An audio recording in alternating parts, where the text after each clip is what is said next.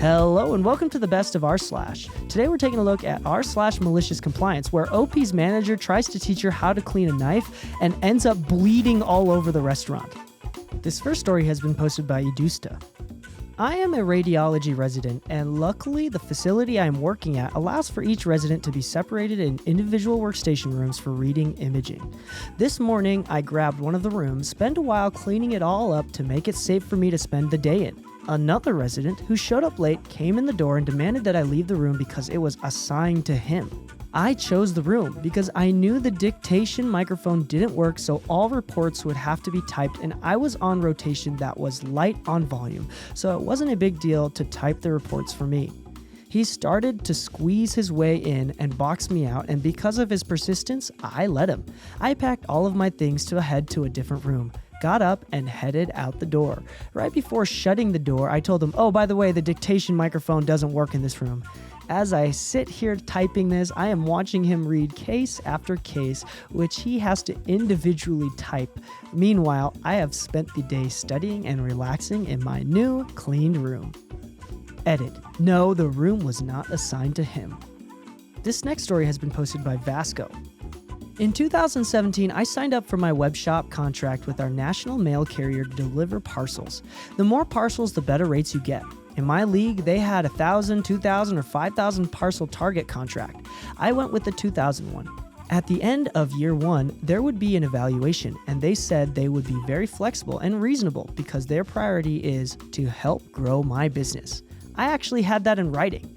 For any parcel I had sent through them beyond the 2K target, I'd get a 50% refund of the difference between the 2K and 5K rate.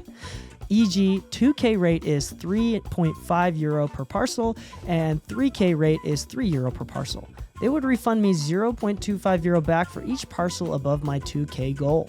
On the other hand, for each parcel I was short at the end of the year of the 2K target, they would charge me double the difference between 2K and 5K rate, on top of the flat rate penalty fee. So basically €1 per parcel I was short in the above example plus penalty. End of the year, one of my contracts is 2 weeks away and I'm sitting at 1,850 parcels, thinking that 92.5% of my target is pretty good for year one. I gave them a call to talk about the extra charges and penalties and see if I could get the 5K rate for the next year, as I was expecting strong growth. In the end, it was their priority to help grow my business, and they are flexible and reasonable. No, sir. They were dead set on paying the penalty, charged me extra for the 150 parcels, and on top of that, they would set me back to the more expensive 1K target rate for the next year. Tried to escalate it, but to no avail. So far for helping grow my business and being very flexible and reasonable. In comes MaliciousCompliance.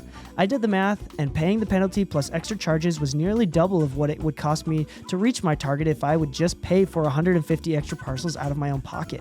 I bought 150 bubble wrap envelopes dirt cheap, printed 150 stickers with my own address, put those on each envelope, drove to the mail office, and dropped off 150 empty envelopes.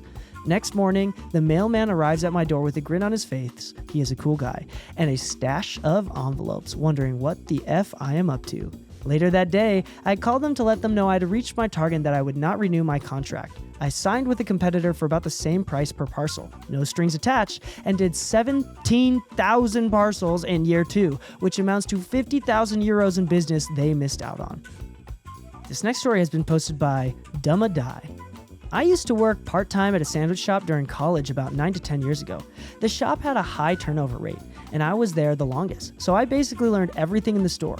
One day, we had a health inspector come in to evaluate the food safety, temperature readings, food storage, etc.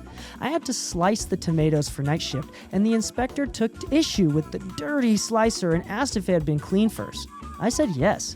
He asked if I used the scrubby thingy. I forgot what it's called. It's like a wire scrub on a stick. I said no. You don't put your fingers near the blades. You just spray it off and dunk it in sanitizer. He chastised me, so I was like, okay, let me show you how to clean it properly then.